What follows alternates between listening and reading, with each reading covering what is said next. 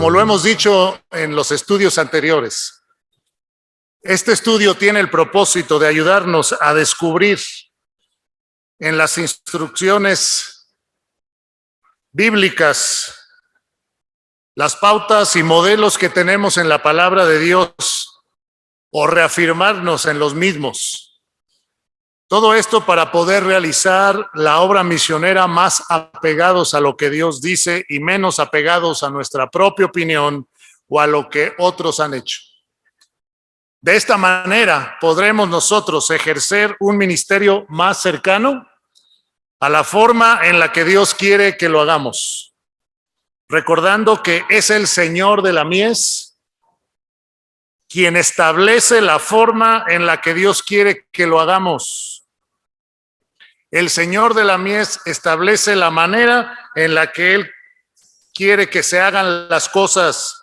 Nosotros solamente somos sus siervos que debemos obedecer y entonces Dios podrá bendecirnos.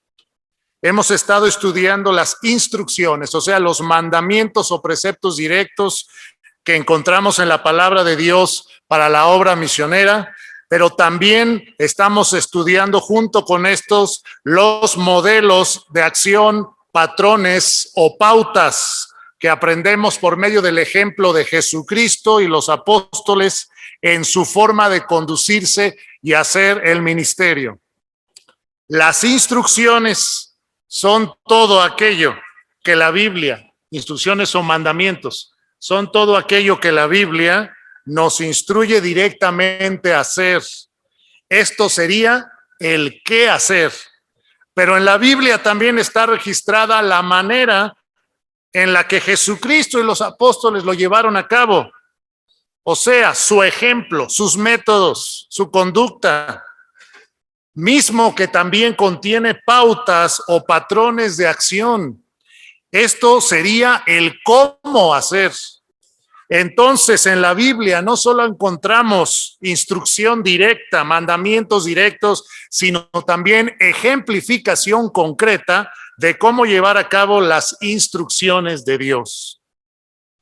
Es importante aclarar, y les pido su atención en este momento, porque esto quiero aclararlo, que es muy necesario a estas alturas de nuestro estudio.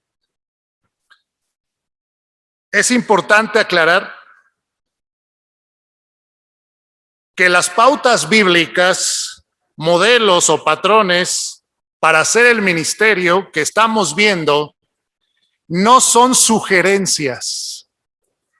Las pautas bíblicas, modelos, patrones del ejemplo de Jesucristo y de los apóstoles no son opciones. No son solamente buenos consejos como algunos lo quieren reducir. Una pauta, hermanos, es una directriz. Una pauta es un camino a seguir. Es una manera de hacer las cosas. Es un método de conducirse, una forma de conducirse. Las pautas, hermanos, en la Biblia, del ejemplo de Jesús y los apóstoles, son también reglas de conducta que nos indican cómo hacer las cosas. Una pauta es una directriz que nos indica la manera de hacer las cosas.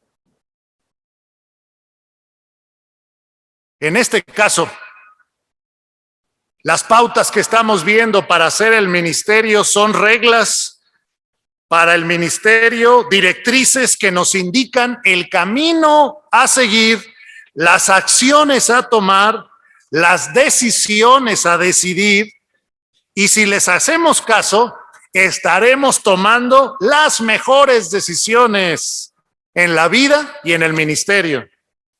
Como ustedes han visto, hermanos, hemos tomado citas del libro de los Hechos. Bastantes citas son del libro de los Hechos en nuestro estudio, para ver el ejemplo, las normas, las pautas que los apóstoles siguieron. Este libro de los Hechos, hermanos, es parte de la Biblia. Y la palabra de Dios dice que toda la escritura es inspirada por Dios. Toda la escritura es inspirada por Dios y útil para enseñar, para redarguir, para corregir y para instruir en justicia. Esto incluye, obviamente, el libro de los Hechos. Este libro histórico es de gran valor para mostrarnos cómo los apóstoles y obreros del Nuevo Testamento hicieron las cosas y cómo el Espíritu Santo los dirigió y cómo el Espíritu Santo actuó por medio de ellos. Se ha difundido, mucha atención, se ha difundido la idea de que Hechos, el libro de los Hechos, es un libro de transición en la Biblia. Y efectivamente, Hechos registra el inicio de la iglesia. Y también Hechos registra el cambio de la predicación que los primeros discípulos hacían exclusivamente a los judíos por la predicación que se hacía después a todos los gentiles. En el libro de los Hechos vemos esa transformación de la iglesia predicándole solamente a los judíos y después abriéndose a todos los gentiles a través de el don de lenguas, a través de los milagros, a través de tantas cosas que los siervos de Dios hicieron por obra del Espíritu Santo para que el evangelio finalmente se predicara también a los gentiles.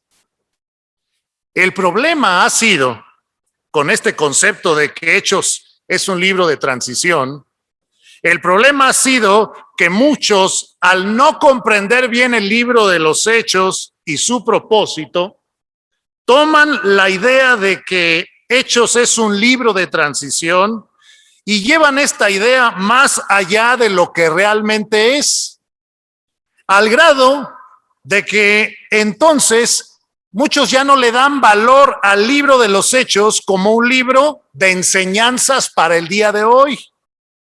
Y lo leen el libro de Hechos solo como historia y no encuentran ni enseñanzas doctrinales. Fíjese, hay hermanos que no encuentran ni enseñanzas doctrinales, ni enseñanza espiritual, mucho menos principios para hacer el ministerio.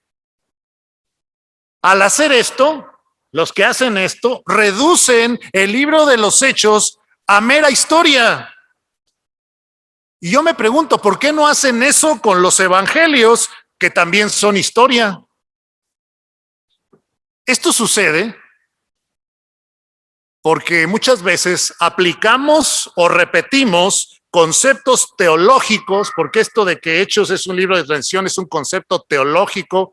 No siempre lo teológico es lo bíblico, tenemos que tener cuidado, pero muchas veces esto que acabo de explicar sucede porque aplicamos o repetimos conceptos teológicos que no hemos entendido bien o que no hemos estudiado bien.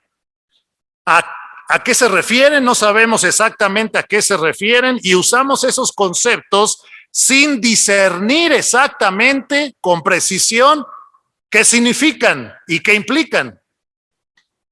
Pero hermanos, el libro de los Hechos tiene enseñanza para el día de hoy. ¿Sabe por qué?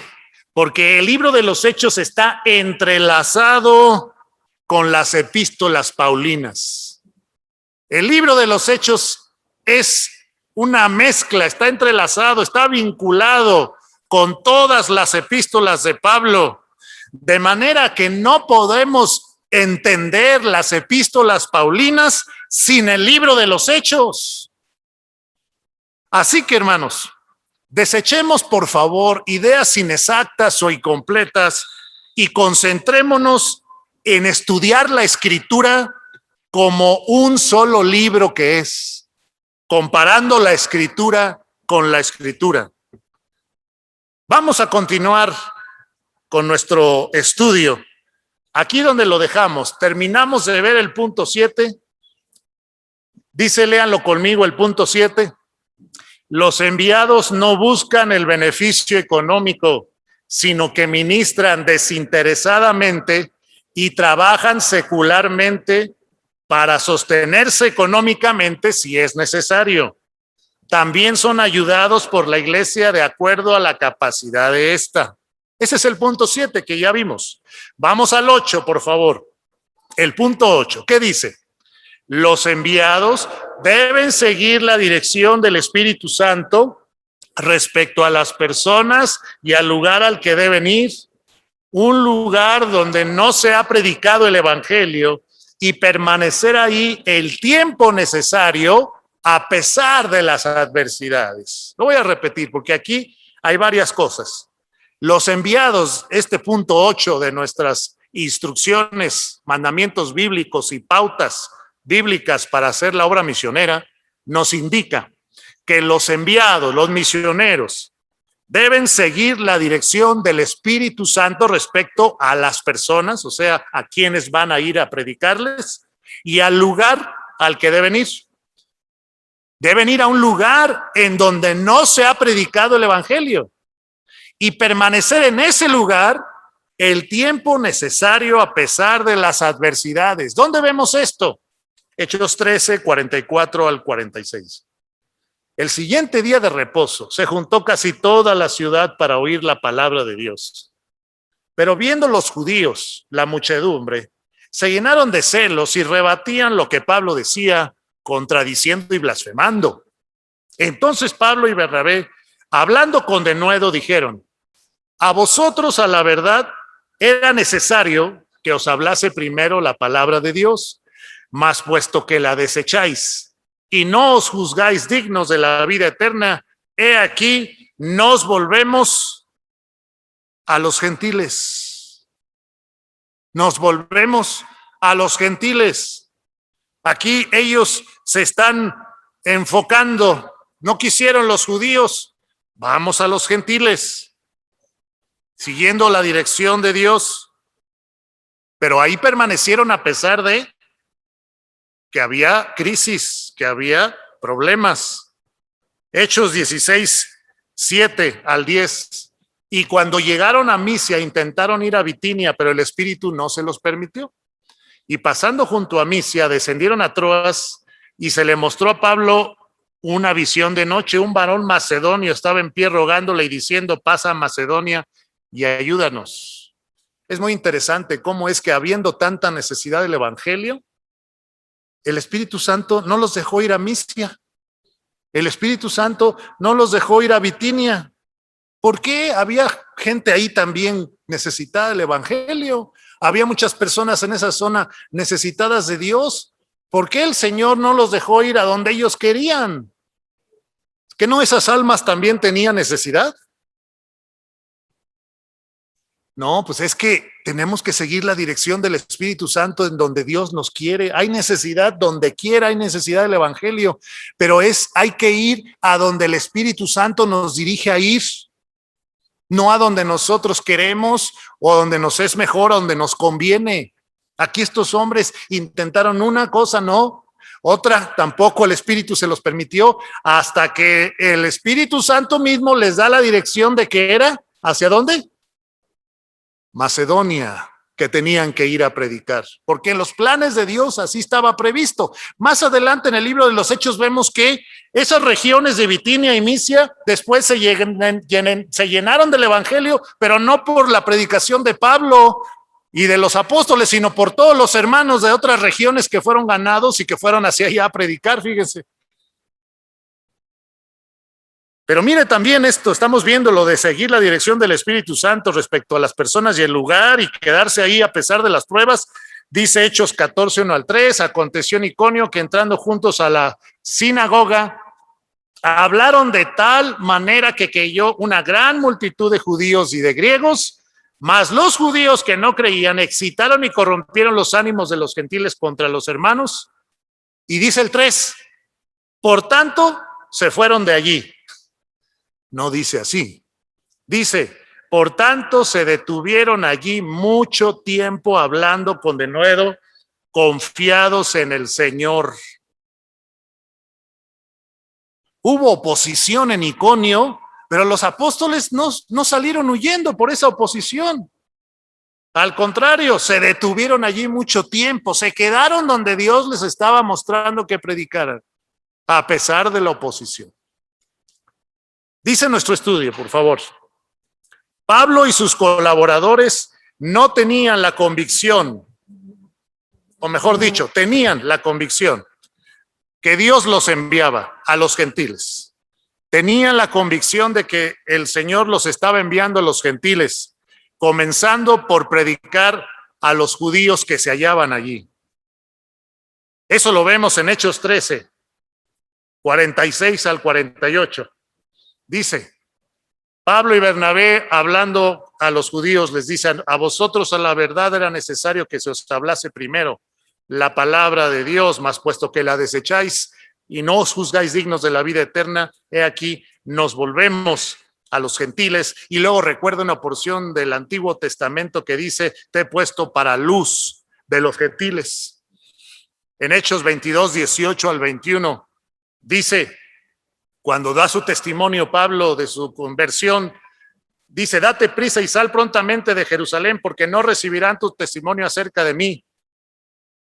Yo dije, Señor, ellos saben que yo encarcelaba y azotaba en todas las sinagogas a los que creían en ti, y cuando se derramaba la sangre de Esteban, tu testigo, yo mismo también estaba presente y consentía en su muerte y guardaba las ropas de los que le mataban.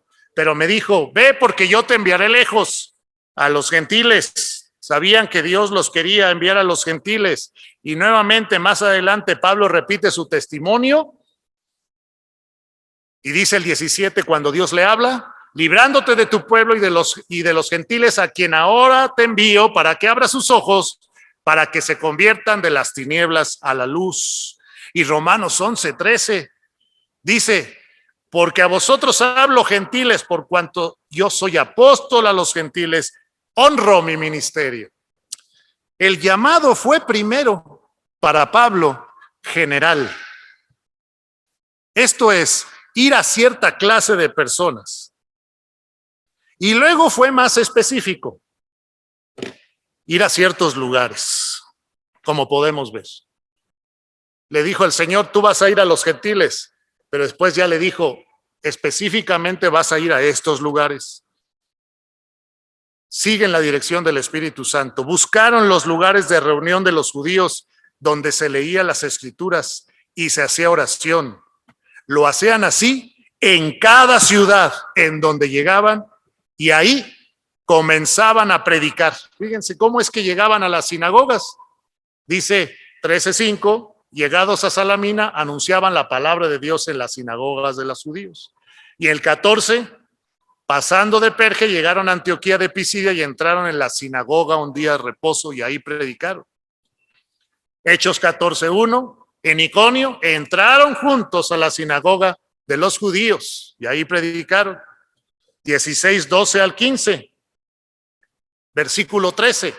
Un día de reposo salimos fuera de la puerta junto al río donde solía hacerse la oración y sentándonos hablamos a las mujeres que se habían reunido. Llegaron a donde se juntaban a orar.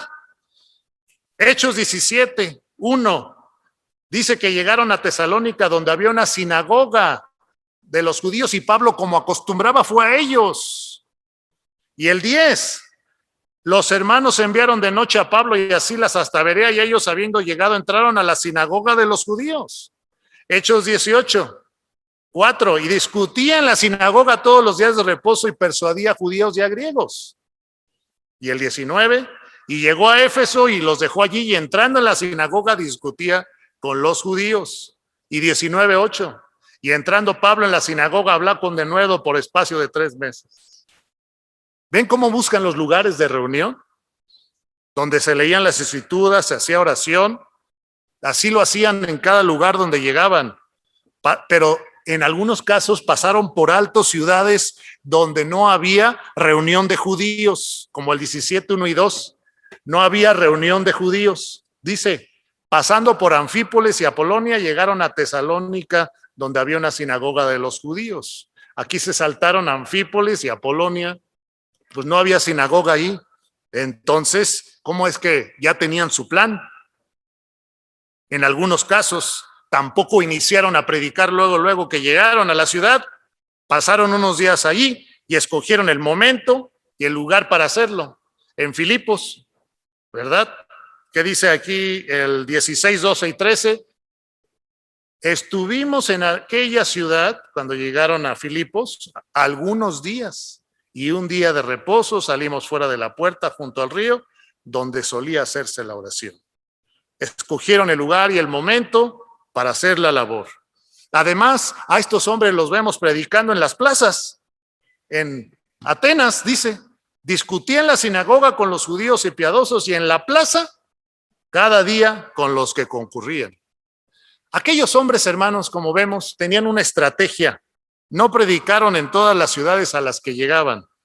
En cada ciudad se acercan a grupos de personas y a lugares concurridos y allí predican.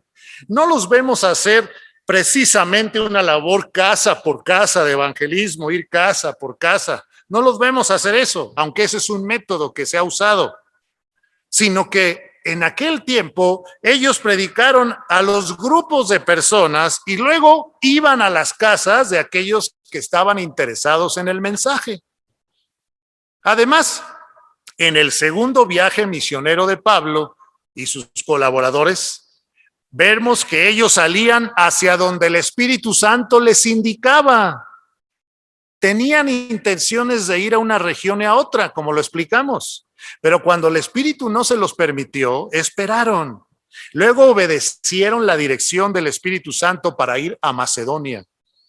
En el camino pasaron por alto las ciudades que no eran de la zona de Macedonia, donde les habían indicado el Señor que predicaran. Qué interesante que cuando el Señor los mandó a ir a Macedonia, se saltaron las ciudades que no eran de Macedonia, dice.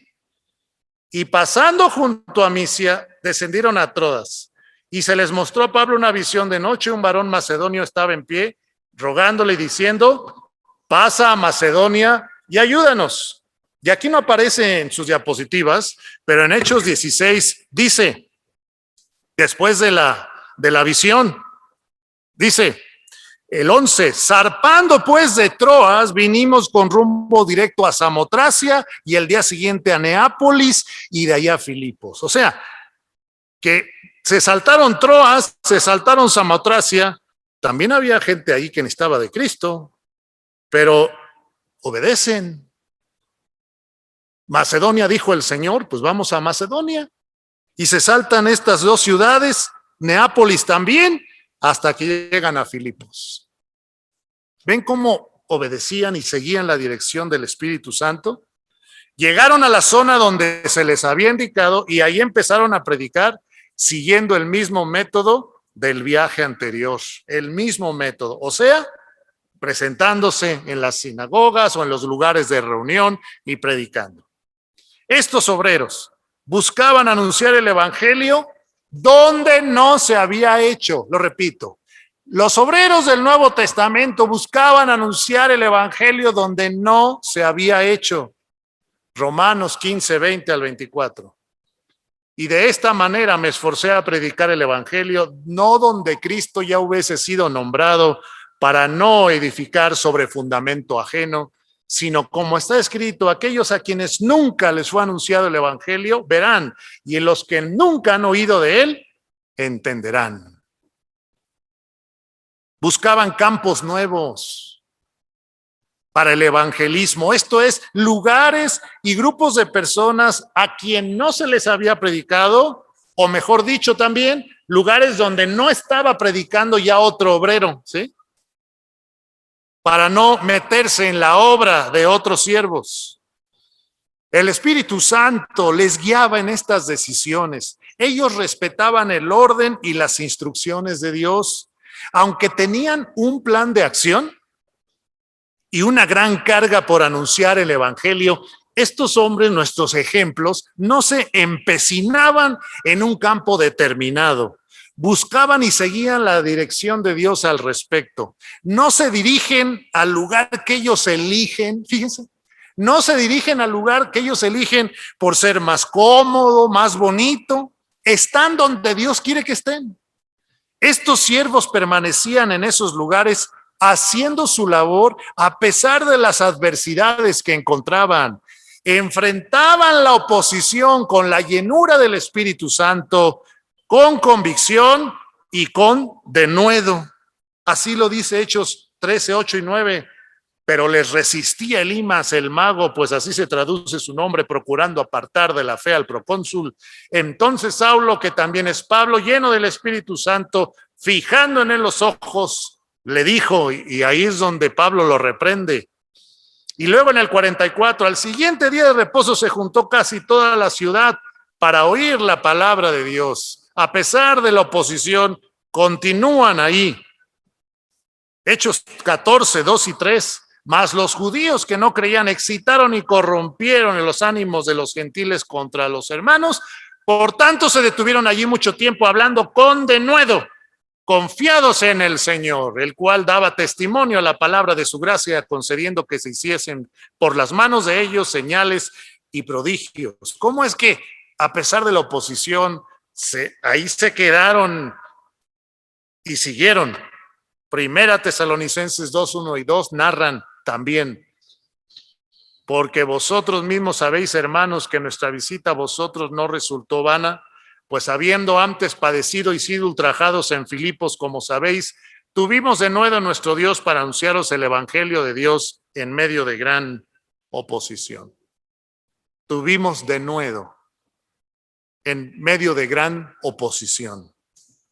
Ellos, los ejemplos que vemos de estos siervos de Dios, se apartaban de aquellos que abiertamente rechazaban el mensaje. Se enfocaban, estos siervos de Dios que son nuestros ejemplos, se enfocaron en los que querían escuchar. En esos se enfocaban, como dice también Hechos, más adelante 13, lo leímos hace un momento, cómo es que ellos tomaron a los que querían escuchar y se separaron de aquellos que estaban blasfemando. Enfrentaban los sufrimientos que les venían por predicar. Llegaron a azotarlos, a apedrearlos y amenazarlos de muerte, como dice Hechos 14, 19, cuando apedrearon a Pablo, judíos de Antioquía y de Iconio, persuadiendo a la multitud.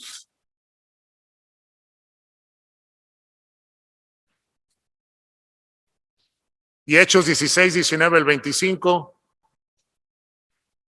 cuando Pablo y Silas echan fuera el demonio de aquella pobre mujer que adivinaba, cómo se les echaron encima, ¿verdad? Y se agolpó el pueblo contra ellos y los azotaron. ¿Cuántos peligros no enfrentaron estos hombres en el lugar donde iban a hacer la obra misionera? Pero permanecieron hasta que no les quedaba otra opción más que salir. Se quedaban en el lugar donde predicaban hasta que ya no tenían de otra más que irse. ¿Y por qué no les quedaba de otra? Porque pues el rechazo era muy constante o la persecución ponía en peligro sus vidas. Eso es lo que vemos en Hechos 13, 50 al 52. Cuando los judíos instigaron a mujeres piadosas y distinguidas, levantaron persecución contra Pablo y Bernabé, los principales de la ciudad, y los expulsaron de sus límites. Entonces ellos sacuden el polvo de sus pies y llegan hasta Iconio. Los echaron, pues ya no tenían por qué quedarse ahí. Como también lo vemos en Hechos 14, 3 al 7, igual en Iconio, ¿verdad? Y cómo es que la ciudad, dice, estaba dividida, unos estaban con los judíos y otros con los apóstoles, y cuando los judíos y gentiles juntamente con sus gobernantes se lanzaron a enfrentarlos y a apedrearlos, entonces los hermanos tuvieron que salir de ahí. Los predicadores, los misioneros salieron. Y el 17, 10, 13 al 15 de Hechos, dice que enviaron de noche a Pablo y a Silas cuando estaban en peligro hasta Berea, y llegaron ahí, pero después, cuando los judíos de Tesalónica fueron a causarles alboroto y a perseguirlos, los hermanos otra vez, ahora los de ahí de Berea, enviaron a Pablo que se fuese hacia el mar, y Silas y Timoteo se quedaron ahí. ¿Cómo es que permanecieron hasta que no tenían otra opción? Cuando eran rechazados, hermanos, estos hombres continuaban predicando en otra ciudad o a otro grupo de personas. Como dice en Hechos 13, 51 y 52, salieron de la ciudad y llegaron a Iconio, y los discípulos estaban llenos de gozo y del Espíritu Santo. Huyeron de Listra y Derbe y después siguieron predicando el evangelio en otro lugar.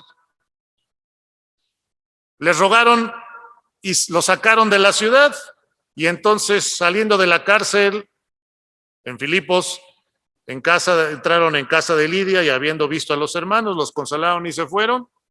¿Y a dónde se fueron? A seguirle, a seguir haciendo la obra. Hechos 17:10, los hermanos los envían a Pablo y a Silas hasta Berea, y ahí siguen predicando. Hechos 18, 6 y 7, saliendo, se fue a la casa de uno llamado Justo, temeroso de Dios, la cual estaba junto a la sinagoga, y siguieron predicando. Y Hechos 19, 8 y 10, entrando Pablo y la sinagoga, habló con denuedo, pero dice que se endurecieron algunos. Y entonces Pablo apartó a los que creían de la multitud, separó a los discípulos y enseñó en una escuela de uno llamado Tirano, en Éfeso. No rehuían, estos siervos de Dios, hermanos, no rehuían regresar a las ciudades donde habían sufrido para visitar a los hermanos. Y de hecho, así lo registra una de las porciones. Volvieron a Listra, Iconio y Antioquía, donde antes habían sufrido. Estos obreros, hermanos, eran obreros valientes para hacer la obra. Sin embargo, tampoco se exponían a peligros claros y evidentes. Cuando hubo el alboroto en Éfeso, ¿se acuerdan del alboroto en Éfeso? De que ¿cómo se llama? El del platero. De este platero que les causó problemas allá. Siguieron el consejo de no salir a la multitud cuando la multitud estaba enardecida. O sea, tampoco se exponían, no eran valentones de que vamos a ponernos a la muerte, al cabo que vamos a ir al cielo, ¿no? Cuando había peligros claros y evidentes, tampoco ponían su vida en peligro. Y como dice también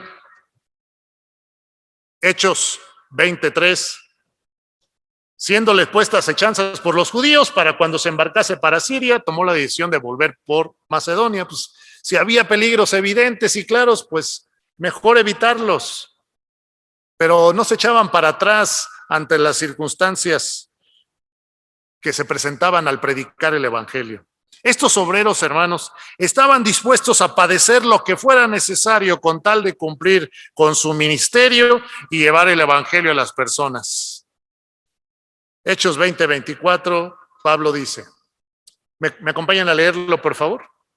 Pero de ninguna cosa hago caso, ni estimo preciosa mi vida para mí mismo, con tal que acabe mi carrera con gozo y el ministerio que recibí del Señor Jesús, para dar testimonio del evangelio, de la gracia de Dios. Esa era la convicción de estos hombres. 1 Corintios 4, 10 al 12, dice que ellos se recomendaban y que ellos hasta esa hora, le dice a los corintios, padecían hambre, tenían sed, estaban desnudos, eran abofeteados, no tenían morada fija, se fatigaban trabajando con sus propias manos, los maldecían, padecían persecución y la soportaban, narrando sus sufrimientos. Qué bueno sería que nos sentáramos de vez en cuando a estudiar los sufrimientos de estos hombres y bueno, así pondríamos en perspectiva los nuestros, que ellos sufrieron más que nosotros. Segunda los Corintios 4, 7 y 8 también nos dice testimonio de sus sufrimientos de estos siervos de Dios. Estamos atribulados en todo, mas no angustiados, en apuros, mas no desesperados, perseguidos, mas no desamparados, derribados, pero no destruidos. Y en Filipenses 4, 11 al 13, habla de sus sufrimientos económicos. Sé vivir humildemente y sé tener abundancia en todo y por todo estoy enseñado. Y también en 2 Timoteo 2, 8 al 10, Pablo le dice a Timoteo: todo lo soporto por amor de los escogidos, para que ellos también obtengan la salvación que es en Cristo Jesús con gloria eterna. Estos hombres tenían la convicción de que contaban con la protección de Dios en medio de los riesgos que asumirían por cumplir con la misión. Estaban seguros de que Dios los iba a proteger de todo. Como alguien dijo, Dios nos librará de todas menos de la última. ¿Ah? Y estaban convencidos de eso. Por eso en 2 Corintios 1, 9 al 11 da su testimonio y dice: pero tuvimos en nosotros mismos sentencia de muerte para que no confiásemos en nosotros mismos, sino en Dios que resucita a los muertos, el cual nos libró y nos libra, y en quien esperamos que aún nos librará de tan grande muerte. En la vida de estos hombres, hermanos, vemos que estaban dispuestos a dar su vida por las almas de los lugares donde eran enviados.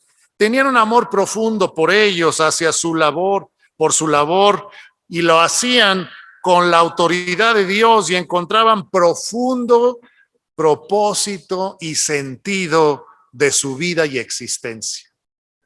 Es que, hermanos, cuando nosotros estamos haciendo el llamado de Dios, verdaderamente, cuando nosotros, hermanos, estamos en el lugar donde Dios quiere, verdaderamente, porque Dios nos puso, porque Dios nos lo mostró, haciendo lo que Dios nos llamó, porque Dios te llamó y estás convencido de eso. Y cuando empiezas a servir como Dios quiere que lo hagas y ves los frutos, ¿saben qué, hermanos?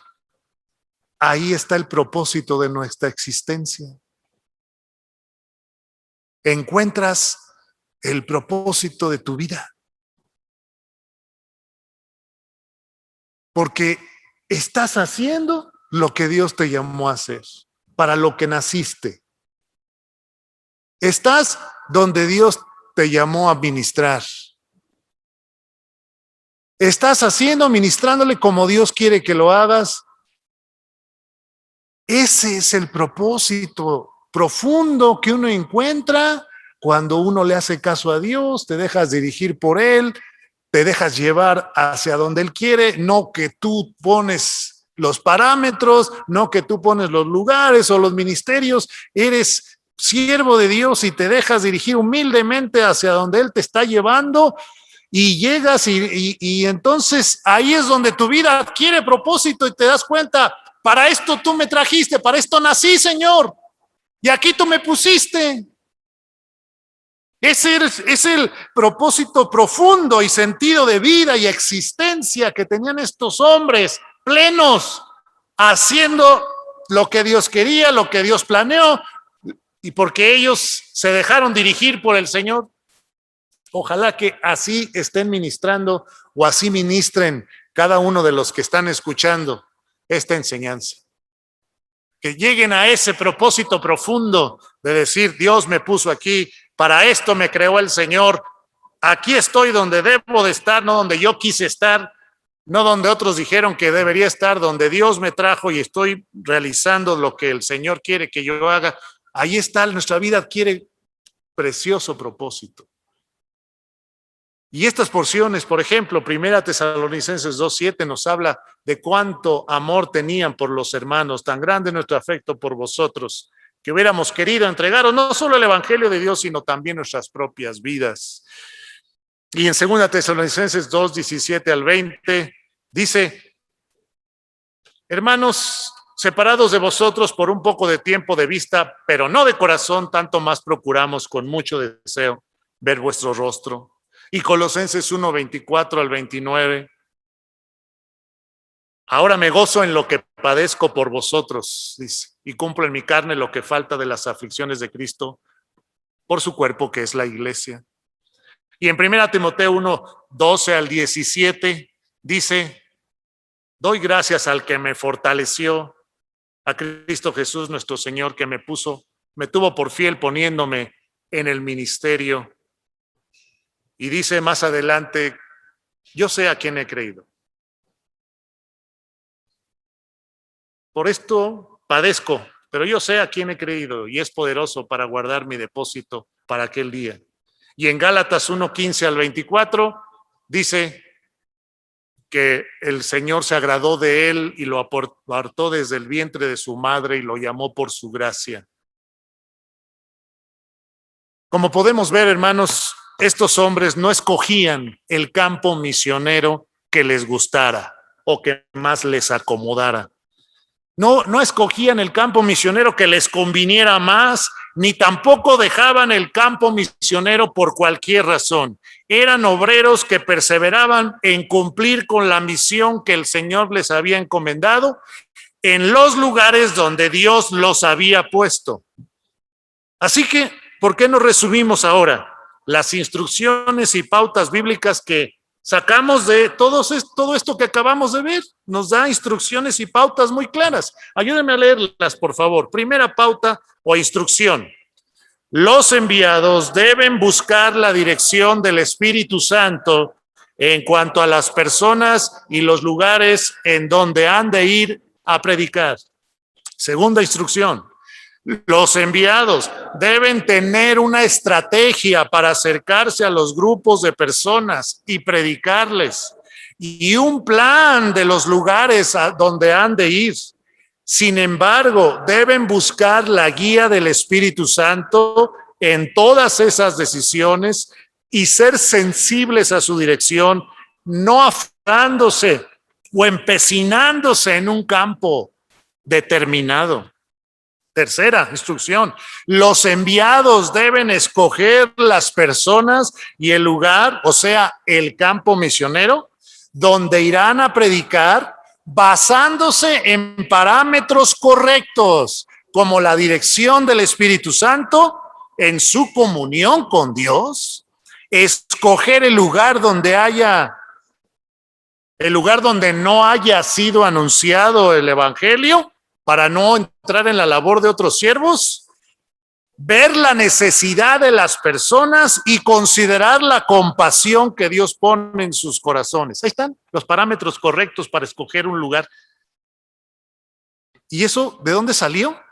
De lo que acabamos de ver, de lo que vemos en el ejemplo de los apóstoles. Seguir la dirección del Espíritu Santo en su comunión con Dios. Escoger un lugar donde no esté otro obrero predicando. O sea, hay un obrero ahí en esa colonia predicando, pues no vas a llegar a la misma colonia. Vete a otra parte de la ciudad donde no hay nadie predicando y entonces predica. Por poner un ejemplo. Otro parámetro fue la necesidad de las personas. ¿Dónde veo la necesidad? ¿Dónde Dios me la está mostrando? Y la compasión que Dios pone en mi corazón por esas personas. Asimismo, deben renunciar los misioneros, los que serán misioneros, deben renunciar a razones equivocadas para escoger el campo misionero, tales como la comodidad, sus gustos personales, sus conveniencias económicas o su propia seguridad. Buscando siempre estar donde Dios les indica que deben de estar. Qué difícil es renunciar a estas cosas, pero si realmente queremos hacer la voluntad de Dios y estar donde Él quiere, tenemos que hacer a un lado lo que no es importante. Los obreros, lean conmigo, por favor, el siguiente punto de instrucción que estamos resumiendo lo que acabamos de ver. Los misioneros deben permanecer en el lugar donde Dios les pone todo el tiempo necesario, a pesar de las adversidades que encuentren, enfrentando las tribulaciones, dependiendo del poder de Dios y sus promesas, salvo que no les quede otra opción más que salir de ahí debido al rechazo constante de las personas o la persecución que ponga en peligro sus vidas. Y último punto de este resumen de lo que acabamos de ver, de estas instrucciones y pautas.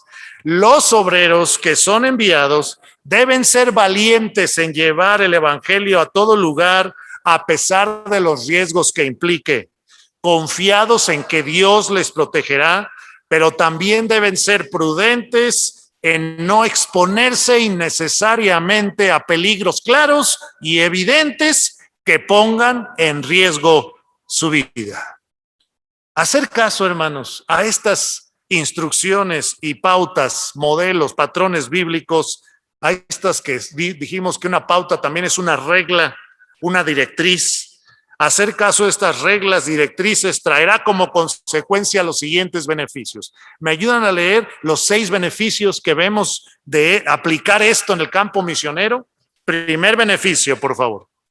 Las iglesias y los misioneros que envíen efectivamente llegarán a los lugares que Dios quiere que lleguen, porque han seguido la dirección del Espíritu Santo para eso. Y al estar en donde Él quiere que estén, serán prosperados por el Señor porque le están obedeciendo.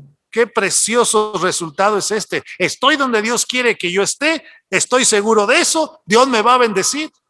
Número 2, segundo resultado, beneficio.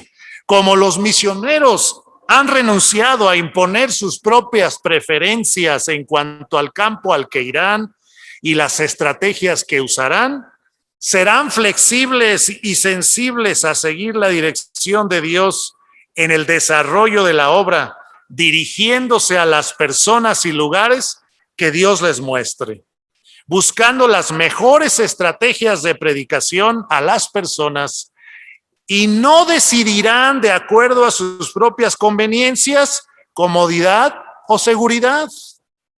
Tercer beneficio de poner en práctica esto: se hará la labor en lugares donde el evangelio no ha sido predicado y donde no hay obra de otros obreros, de manera que se abarca a más personas con el mensaje. Nuevas iglesias se levantarán en distintos lugares donde no hay iglesias, mismas que a su vez predicarán el evangelio en su región.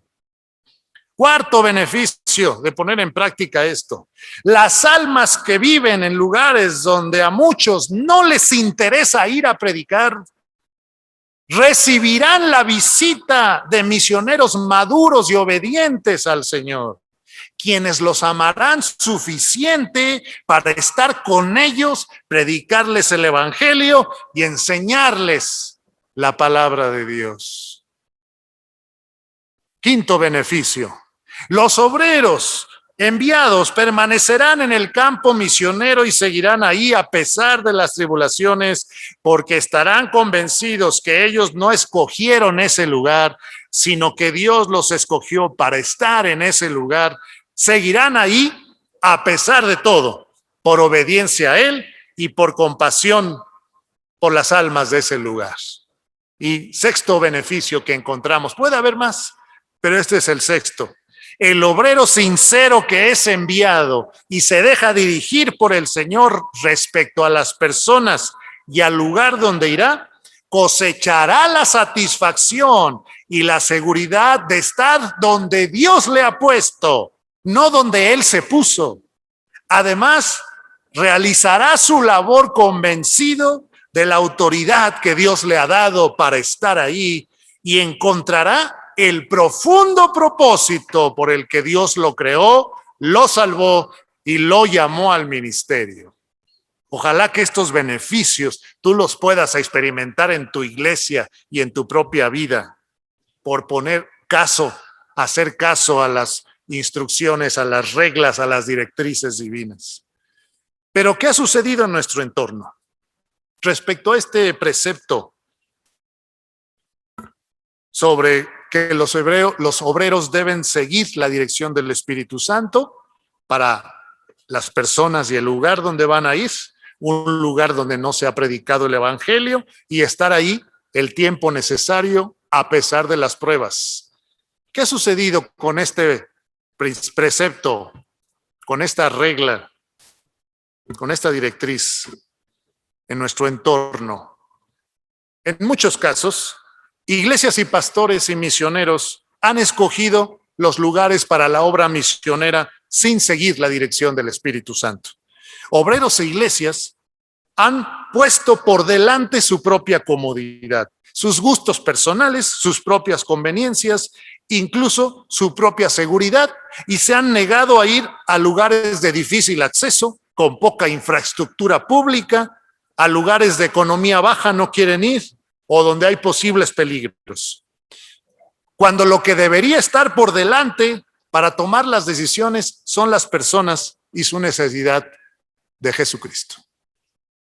El mismo Dios, hermanos, que sostuvo y proveyó para las necesidades de aquellos primeros misioneros, es el mismo Dios que está con nosotros. El mismo Dios que les dio medios para llegar a aquellos lugares apartados, está activo hoy en día. El mismo Dios que protegió de peligros a aquellos hombres en una época más insegura que la nuestra, es nuestro Dios ahora. ¿Por qué limitar la obra misionera por nuestros temores o conveniencias o gustos personales?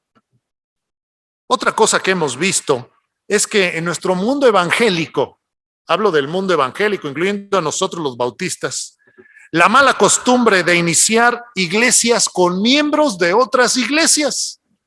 ¿Han visto eso en algún lugar? Personas que se dicen misioneros llegan a una localidad, se instalan y comienzan a hacer proselitismo entre cristianos de esa localidad, anunciando que se abre una nueva iglesia o invitándolos a unirse a la nueva misión. Esta práctica es deshonesta y es producto de una mentalidad que no busca la ganancia de los incrédulos ni el avance real de la predicación del evangelio, sino están buscando otras cosas. El modelo misionero señala que las iglesias no se inician por transferencia de miembros. ¿Sí se entiende? Transferencia de miembros, de esta iglesia me voy a esta, de este grupo me voy a aquel, me los jalo de aquí para llenar acá. Las iglesias no se inician así por transferencia de miembros, de una iglesia a otra, de un grupo a otro. Se inician las iglesias por la predicación a los no creyentes, a los que aún no han conocido el evangelio, a los que aún no son salvos. Es verdad que hay situaciones especiales. Gracias. Hay situaciones especiales en las que ciertos cristianos buscan agregarse a una iglesia en formación. Creo que todos como pastores las hemos tenido, algunas circunstancias especiales. Hermanos andan buscando iglesia porque la iglesia original donde estaban se desvió de la sana doctrina. O a veces hermanos buscan otra iglesia porque el liderazgo de aquella otra se corrompió. Sin embargo, hermanos, los misioneros deben ser cautos, y los pastores también. Debemos ser cautos a la hora de aceptar cristianos provenientes de otros grupos, de otras iglesias. No deberíamos confiar en esto para hacer crecer a nuestros grupos. Y los misioneros deben hacer lo necesario para cuidar que ese pequeño grupo que ya está creciendo, ese grupo incipiente, tenga salud espiritual, crezca bien, y cuidarlo de que no se contamine con costumbres e ideas extrañas que a veces traen hermanos de otras congregaciones y a veces las traen tan arraigadas que no las van a cambiar. El siervo de Dios fiel y honesto buscará hacer la obra para alcanzar a los no alcanzados. El siervo fiel y honesto no se va a aprovechar del trabajo de otros obreros. Buscará lugares y grupos de personas donde no haya gente convertida. Solo así, hermanos, solo así logramos la propagación del mensaje de Cristo. Solo así logramos que nuevas iglesias se levanten para hacer lo mismo. Y entonces realmente a ganar a más personas. De otra forma, lo único que está haciendo es creciendo iglesias o creciendo grupos con gente de otros grupos. ¿A qué nuevos estamos ganando? ¿A qué incrédulos están ganando? ¿Y cuánto está bajando el evangelio?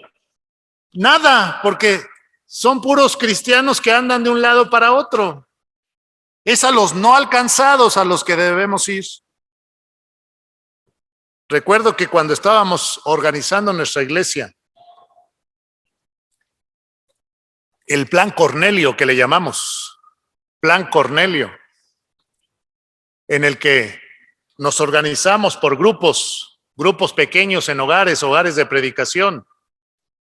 Invitábamos a la gente a esos hogares a predicarles el evangelio después de visitar las colonias donde estaban esos hogares. Hicimos una reunión en el Josefa Ortiz de Domínguez, el auditorio más grande de Querétaro, México. Hicimos una reunión, Dios proveyó todos los recursos, todo el personal de nuestra iglesia y otras iglesias que nos apoyaron. Y predicamos el evangelio después de hacer una obra de invitación a muchas personas. Y gracias a Dios, cientos de personas llegaron y aceptaron a Cristo. Y muchos otros escucharon. Cuando estábamos en los ensayos, en el auditorio, me encontré a un hermano que antes asistía a nuestra congregación. Me lo encontré y estaba organizando una obra de teatro, una exposición con música, cantos y otras cosas, para celebrar los 500 años de la Reforma. E iban a tener ahí mismo en el auditorio, en otro día, una tremenda reunión de puros cristianos para darle gracias a Dios por Lutero y la reforma que Dios usó para instalar en Lutero, que no fue reforma porque la Iglesia Católica no se quiso reformar, pero lo que hizo fue muy valioso y lo reconocemos todos, de un cristiano que puso primero la palabra de Dios en un tiempo donde la palabra de Dios estaba en segundo, tercer lugar, y puso solamente por la fe la salvación y solo la escritura. Y este hermano está organizando esa reunión con muchas iglesias y se me quedó viendo cuando le dije que estábamos organizando una actividad para traer a gente no creyente, y como diciendo, ¿verdad? Pues, ¿y eso para qué? Pues qué bueno, ¿verdad? Pero él metido en su reunión de muchas iglesias y que iba a estar muy grande aquello.